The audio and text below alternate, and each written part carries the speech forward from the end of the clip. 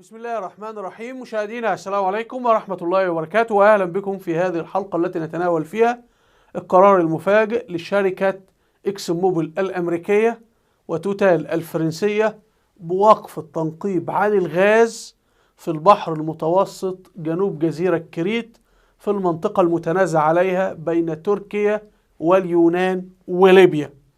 والشركة الأمريكية إكس موبيل الأمريكية والشركة الفرنسية سحبتها معدتهما وقالوا خلاص بح.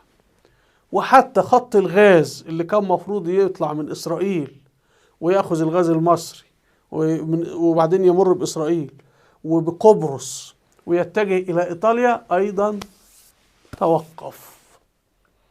طيب السؤال، طبعا الرئيس التركي أردوغان خرج حتى الآن في هذه الخطوة منتصرا.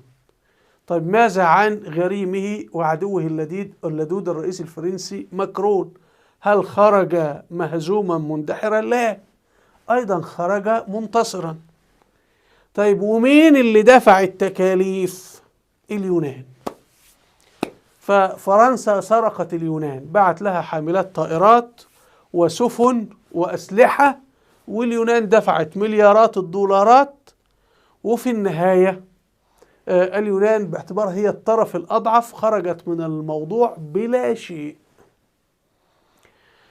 طبعا اليونان كما سنأتي هي ليست مجنى عليها الآن يعني، ولكن هي كانت تريد أن تظلم تركيا. كانوا يعتقدوا تركيا تكون الطرف الأضعف فاحنا سوف نفترسها، فالذي جرى عكس ذلك. وجدنا فرنسا تفترس اليونان، وممكن اليونان تفترس دولة عربية وتقول لها والله ادفعي لنا الجزية وادفعي ثمن تكاليف الأسلحة التي اشتريناها من فرنسا. فضيحة كبيرة يعني. طيب تعالوا نبدأ ونرى أولا هنا في صحيفة تيني شفق التركية تحت عنوان، طبعا هذه ترجمة جوجل صححها، تحطم حلم الغاز عند أثينا عاصمة اليونان، تجميد شركتي توتال وإكس موبيل الأمريكية، تجميد عملهم إلى أجل غير مسمى. وفي التفاصيل أن اليونان تعرضت لضربتين متتاليتين، فسحبت الولايات المتحدة الأمريكية شركة توتال الفرنسية وإكس موبيل، وأيضا أمريكا ألغت خط استميد اللي هو خط أنابيب الغاز. في أيضا الإعلام اليوناني تناول القصة هنا في موقع بانكينج نيوز اليوناني، ودي هذه ترجمة جوجل، أنه أنهت كونستيرم أو تحالف شركتي توتال الفرنسية وإكس موبيل الأمريكية التنقيب الزلزالي عن الغاز والبترول قبالة جزيرة كريت اليونانية. والشركتين قدمتا مبررات مضحكة كما جاء في الإعلام اليوناني، أنه لراحة الدلافين النفسية. والشركتين كما نشر في الصحف اليونانية أنه هذا هو موسم تكاثر الدلافين، فإذا الشركتين حفرتا في هذا الموقع فقد يمر دلفين مع دلفينة في حالة حب فينزعجان فلا ينجبان دلفينا جديدا يعني. لكن هذا الذي مكتوب في الإعلام اليوناني يعني، والإعلام اليوناني بيسخر يقول هذه نكتة وهذه فضيحة. دلافين هي اللي توقفوا الحفر وتتركون الثروات بمليارات الدولارات من الغاز، لأن دلفين حب دلفينة يعني.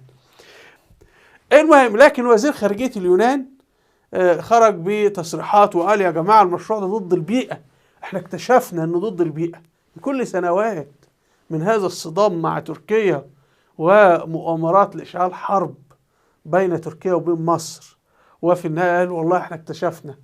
تعالوا نسمع ماذا قالوا. طبعا هو قالوا باللغة الإنجليزية.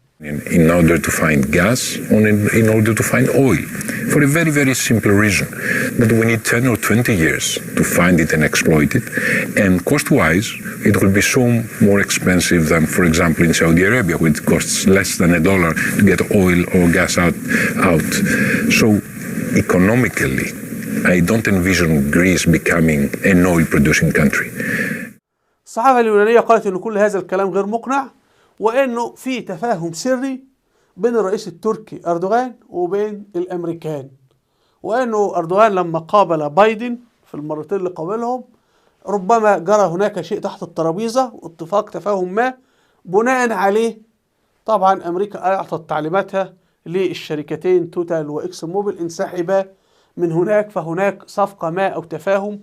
احنا نحاول نخمن ما هذه الصفقة السرية بين الرئيس التركي أردوغان وبين الأمريكان اللي أدت إلى وقف هذا.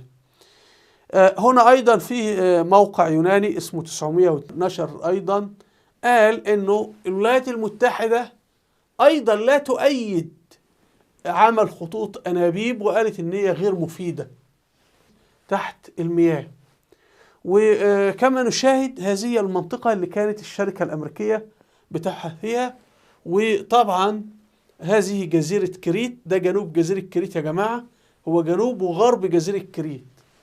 الشركتين توقفت عن التنقيب في هذه المنطقة كما نشر الإعلام اليوناني. وأيضا الخط الغاز اللي كان هيخرج يمر عبر جزيرة كريت إلى اليونان ومن اليونان إلى إيطاليا، أيضا هذا الخط توقف الأبحاث والعمل فيه من قبل الشركتين. طيب موقع تركيا ومصر وليبيا من هذا، كما نشاهد هنا إنه دي الاتفاقية، هذه الاتفاقية بين تركيا وبين ليبيا لتقاسم الغاز. فالاتفاقية بتضع إن هذه هي المنطقة الحدود الفاصلة. طبعا جزيرة كريت دي المنطقة اللي فيها البحث، اللي توقف فيها البحث. فكما نشاهد إن هذه المنطقة هي محل النزاع، فالشركتين أوقفت البحث. معناها إنه في تفاهم بين تركيا وبين ليبيا وبين اليونان وبين الأمريكان على هذه المسألة. ونحن شاهدنا خلال الأيام الماضية زيارات مفاجئة من نواب برلمان حفتر وقابلوا الرئيس التركي أردوغان. فمعناها إنه في تفاهم ما، وإنه خلاص برلمان حفتر أيضا أيد هذه الاتفاقية. خلاص هي أمريكا هي كبيرة القعدة، فأمريكا خلاص كلمت اليونان، ولد يا يونان خلاص وقف هذا المشروع، حاضر يا باشا. فرنسا أوقفي هذا المشروع، حاضر. ليبيا اعملي كذا، حاضر. كله حاضر. طبعا تركيا لعبت دور المشاكس، انه يعني ايه فيها ولا خفيها، والصدمات والسفن والبتاع، فالمسألة ممكن تجر لحرب. ودائما الاستعداد للحرب يجنبك الحرب، استعداد للحرب يجنبك الحرب. لما وجدنا السفن التركية تلاحق وتطرد السفن الفرنسية من هذه المنطقة، ده اللي جعل فرنسا تقل. والأمريكان لم يعد لديهم روح قتالية لأنهم في نهايتهم. وكما قال الرئيس الأمريكي بايدن، هو قال نحن لن ننزل نخوض أي حرب أو معركة مستقبلا على الأرض. فطبعا ده بيجعل موقف تركيا في وضع أفضل. هنا كما نشاهد على هذه الخريطة هنا جزيرة كريت. طبعا جزيرة كريت كانت جزيرة ملك المسلمين، والمسلمين فيها ذبحوا في عهد السلطان عبد الحميد واحتلتها اليوناني يعني. هذه هي المناطق اللي جرى وقف فيها التنقيب كلها. وكما نشاهد هذه المناطق مفروض أن تركيا وليبيا تقولان أن هذه الغاز اللي فيها خاص بهما. أيضا جرى وقف العمل في خط أنابيب الغاز. في خط أنابيب غاز بيخرج من قبالة سواحل فلسطين، يمر عبر قبرص، يأخذ الغاز الطبيعي إلى جزيرة كريت، ومن كريت يخرج على اليونان إلى إيطاليا. هذا الخط أيضا توقف العمل فيه. أنا أعتقد أنه توقيف العمل مؤقت، أنه بعد وقت سوف يعودون للعمل فيه من جديد، ولكن بعد ما يجري تقسيم الكعكة باتفاقات جماعية يعني. لأنه طبعا الخط بيوفر غاز لأوروبا ضد البديل الروسي. طيب هنا مين المتضرر من هذا الاتفاق؟ روسيا المتضررة. طبعا تركيا لما كانت أمريكا بتضغط عليها كانت بتقول لهم أنا أتحالف مع روسيا. فالحقيقة أن أردوغان استطاع أن هو يبتز الأمريكان بالروس، هو يعني بيلعب على الجانبين، يضرب هذا بهذا، وهذا طبعا من الذكاء يعني. كما نشاهد روسيا دولة مصدرة للغاز. هنا خط الغاز الروسي اسمه السيل التركي بيمر بتركيا وبعدين بيدخل إلى أوروبا. مين اللي بيقدم بديل؟ كانت فلسطين. طبعا إسرائيل بتحتل فلسطين، فكانت عاوزة تعمل خط غاز بديل يتجه إلى أوروبا، ولكن هذا الخط توقف مؤقتا، ربما يعيدونه بعد ذلك. روسيا عندها خط غاز آخر بيمر عبر أوكرانيا، ولكن هذا الخط توقف لما الحرب اشتعلت بين الطرفين. أيضا روسيا كما نشاهد هنا، روسيا في خط غاز اسمه السيل الشمالي كما نشاهد، وبيتجه إلى ألمانيا، والمصانع الألمانية شغالة على هذا الكلام. طيب في يا جماعة حرب في أوكرانيا بين روسيا وبين أوكرانيا، من مصلحة أوروبا وأمريكا إذا اندلعت هذه الحرب إن يكون في خط غاز للبحر المتوسط شغال. يعني الخط اللي توقف هذا، كما نشاهد في هذه الخريطة إن روسيا قامت باحتلال شبه جزيرة القرم، ثم قامت روسيا باحتلال شرق أوكرانيا، والآن روسيا تريد احتلال أوكرانيا كلها، وروسيا أصلا لها قوات في مولدافيا، يعني روسيا خلاص داخلة على حلف الناتو. فبالتالي أوروبا كل صناعتها بتقوم على الغاز الروسي، فبالتالي يريدون بديل، فالبديل هو غاز البحر المتوسط.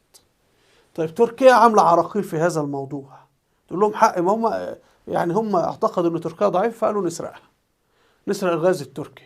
فلما تركيا وقفت وشكست وأرسلت قوات وسفن وصنعت الطائرات إلى آخره، فمن اللي حصل بعد ما كانوا هيسرقوا تركيا، سرقوا مين؟ سرقوا اليونان.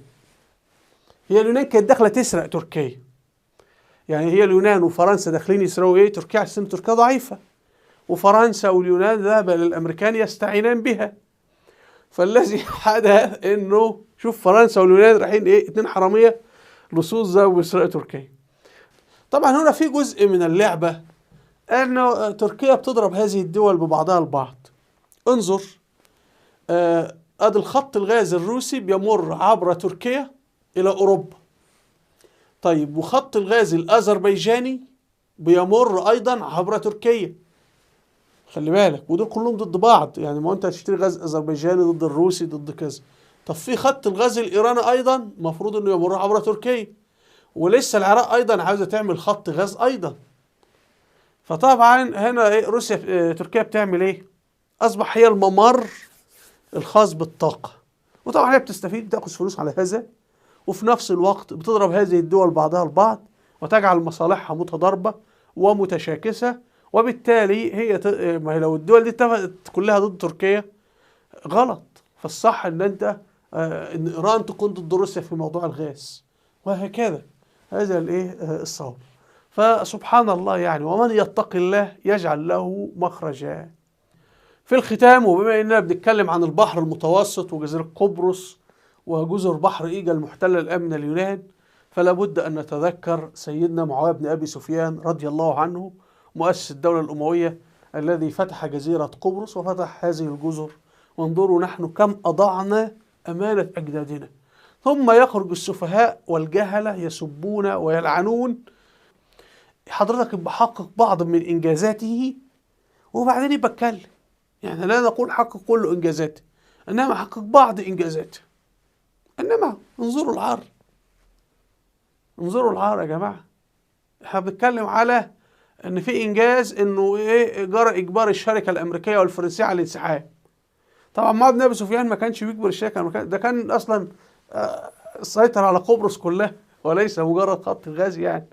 المهم، فارجو الاستماع الى هذا الكتاب سير سيدنا معاويه بن ابي سفيان رضي الله عنه، تعرض للتشويه الكثير. ارجو الاستماع الى هذا الكتاب.